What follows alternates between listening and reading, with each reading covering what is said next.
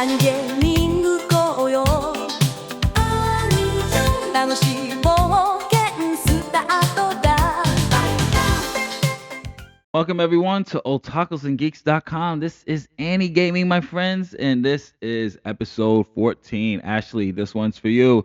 Since this is one of the animes that you love so much that I had to wait online at New York Anime Fest for hours to get the English dubs cast autograph for the posters. Yes, love you, sis. And folks, right here you see it. That is the poster I'm talking about. And if you know what this anime is, we are going to be talking about the Soul Eater game, Soul Eater Battle Resonance for the PS2 and PSP. And this was developed by Beck and published by Namco Bandai. This was released in 2009. And this game attempted to capture the quirky style, high energy battles of the series and trying to immerse its fans into the world through action packed gameplay and character interactions. Did they succeed? Well, let's talk about the story, gameplay, graphics, and of course, sound. So, for the story mode follows the main events of Soul Eater set in Death City, where students of the Death Weapon Meister Academy train to turn weapon partners into death sights.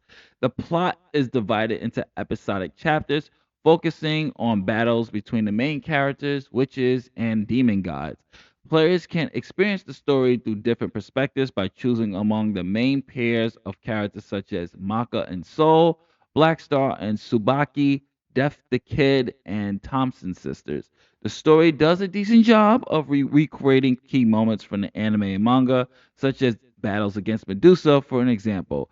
Its episodic nature feels slightly disjointed, however, with some arcs condensed or overly simplified. The game also features a few unique what if scenarios, allowing players to have hypothetical fights that didn't occur in the original series. While the storytelling isn't groundbreaking, it successfully captures the humor, tension, and the camaraderie that makes people love Soul Eater so much. And like I always say when it comes to these fighting games, people don't come to fighting games for usually the story, but when it's anime based, yes, some people do want the story mode to be the high point of their game. However, with Soul Eater, it unfortunately does not capture it captures the main core of it, but a lot of it is a little bit disjointed, especially if you've never been introduced to it. You might be a little bit confused.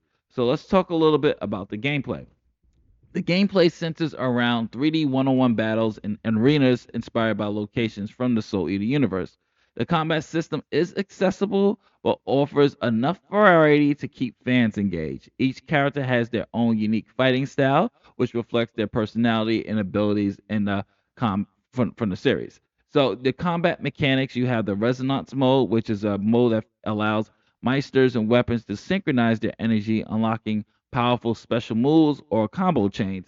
Timing is very critical for activating resonance, adding a layer of strategy. Then you have your weapon forms where players can use partners to execute devastating attacks or combos, such as Soul Spins or Tsubaki's transformation into different ninja tools.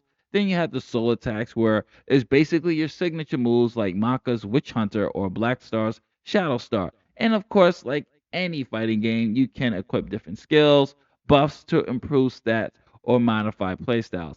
The gameplay is fun, it's flashy, but as far as when it comes to actual fighting, it is relatively easy to execute a lot of the moves. So, hardcore gamers out there that are fighting fans might be a little bit too turned off, I should say, with how easy it is to pick up and play, or not really having as much of a learning curve.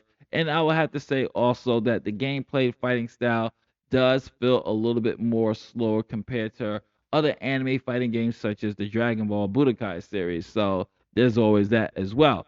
So let's talk about those graphics, by the way. So the graphics in here, just like you have to keep in mind when it came to like those early anime games back in the days, a lot of the graphics, cell shaded art style was the go to art style for anime games. And the reason why is that it does a good job of, it's the closest graphically we can get to the actual anime and manga. And the characters are well modeled, capturing their unique designs and their expression personalities. but the exaggerated animations during special moves and resonance attacks feel ripped straight from the anime, and it does add a cinematic flair to it. The environments, however, is where things will probably be lacking. It does a good job, a decent job, I should say, of capturing locations such as the academy or the forest, but since it is also a PSP game, it lacked a lot more details. And it really, I would say, the PSP and the PlayStation 2, they kind of look very much, very, very, very similar. Of course, with the PlayStation 2 being a little bit more superior. But I will say that the UI design was very clean and incorporated the iconic skull motifs fitting perfectly with the Soul Eater aesthetic. So graphically, if you know me, then you know I'm not really hard on graphics like that.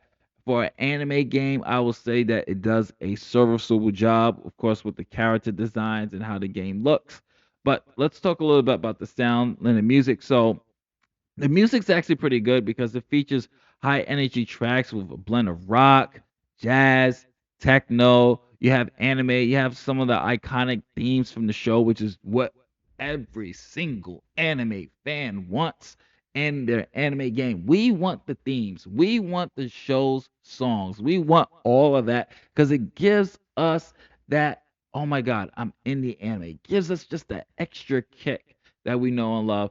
Sound effects such as the weapon clashes, the renaissance bursts, and the special attacks are accompanied by satisfying sound effects from the show. And of course, you have the Japanese voice actors voicing their characters, which gives it that authentic realness that we like in our anime games. So, to wrap this up, Soul Eater Battle Renaissance is Resonance, my bad. Soul Eater Battle Renaissance is a solid fan service filled fighting game that does justice to the anime style and high energy. It has a faithful representation of Soul Eater. It's fun, flashy combat, even though the combat could be a little bit slower. And the mode actually adds a strategic element to it, and it has a strong voice cast, of course, because they're from the show.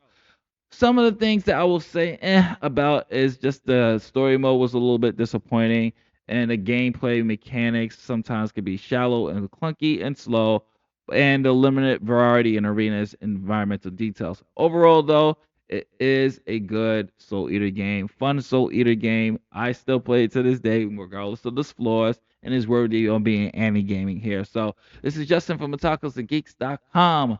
If you like what we do here, hopefully we earn your subscription. If we did, please hit the subscribe button, the like button, and the notification bell, my friends. I'll catch you on the next one. Peace, love, and happiness to you all. Later days.